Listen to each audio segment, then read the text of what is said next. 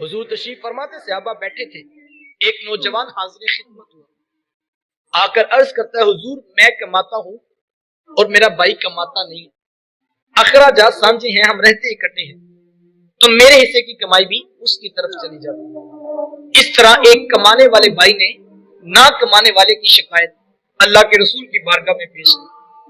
आज घर घर का दुखड़ा यही है, हर घर की बुनियादी लड़ाई की वजह यह, जो ज्यादा कमाता है वो दूसरों को खातिर में नहीं लाता। बड़ा भाई छोटों के लिए बेपनाह मोहब्बत के जज्बात रखता हो, लेकिन उसकी आमदन थोड़ी हो तो छोटे भाई उसको ताना देते कि तूने बाप के बाद कौन सी हमारे लिए जगीर बना के रखी है, तेरी औलाद तो हमारे अखराजात पे पलती, तेरे बच्चों की फीसें तो हम जमा करवाते हैं। ताने किस बात पर दिए जा रहे हैं? वो उसकी आमदन सिर्फ थोड़ी है। लेकिन मेरे हुजूर कितना खूबसूरत दीन लेकर तशरीफ फरमा हुए, और मैं ये समझता हूँ इस एक बात को अगर दिल में जगह दे ली जाए तो छोटी छोटी बातों पर यूं घर टूटने की तरफ कभी भी ना आए। अर्ज की, हुजूर मैं कमाता हूँ, मेरा भाई कमाता नहीं है, रहते इकट्ठे हैं, अखराजात साझे हैं, तो मेरे हिस्से की कमाई भी उसकी तरफ चली जाती है। मेरे हुजूर बेसाख्ता इरशाद फरमाया, हुजूर फरमाया, हो सकता है अल्लाह तुझे रिज़्क तेरे उस भाई की वजह से दे रहा हो जो कमाता नहीं।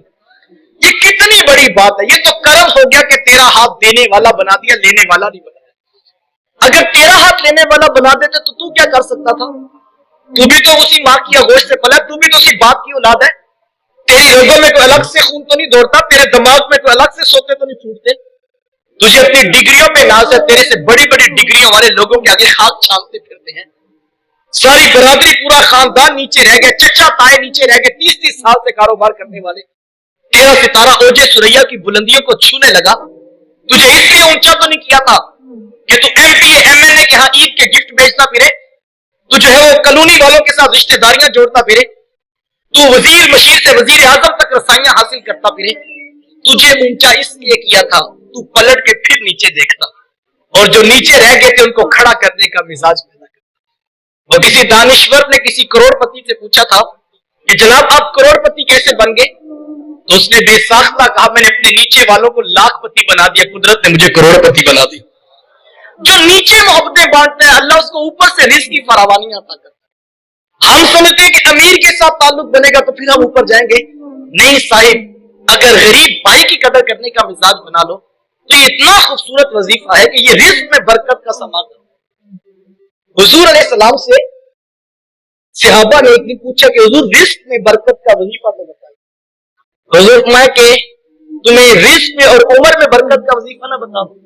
अर्ज की, हुजूर आप इरशाद फरमाए, फरमाए टूटे रिश्तों को जोड़ा करो, अल्लाह रिज़्क में भी बरकत देगा, अल्लाह उम्र में भी बरकत देगा। ये बरकत का वजीफा था, लेकिन आज हम इससे कोसों जो है वो दूर चले गए। हर चीज का हिसाब 2 + 2 4 नहीं होता है। शायद कुछ अखलाकियात भी माशरे के अंदर इस वक्त जो है फैलाने की जरूरत है। और मैं ये कहता हूं अगर इस्लाम की तालीमात को बगौर देखें तो इस्लाम का कैसा खूबसूरत हुस्न है।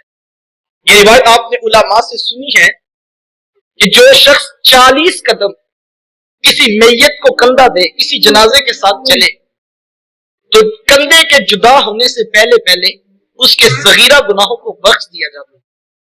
यार किसके गुनाह बख्शे जा रहे हैं? जो एक मुर्दा के साथ, जिंदा के साथ ही मुर्दा का सहारा बन के खड़ा हो।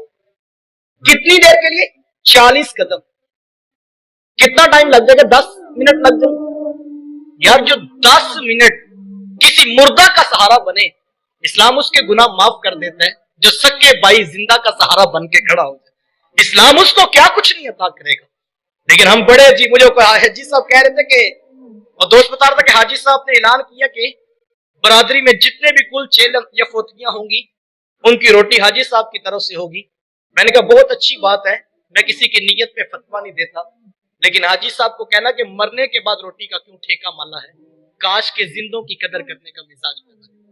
हम बड़े अजीब लोग हैं, हम कब्रों पे रो लेते हैं, लेकिन हम जिंदा लोगों की कदर करने का मिजाज नहीं रखते हैं। जिंदा लोगों की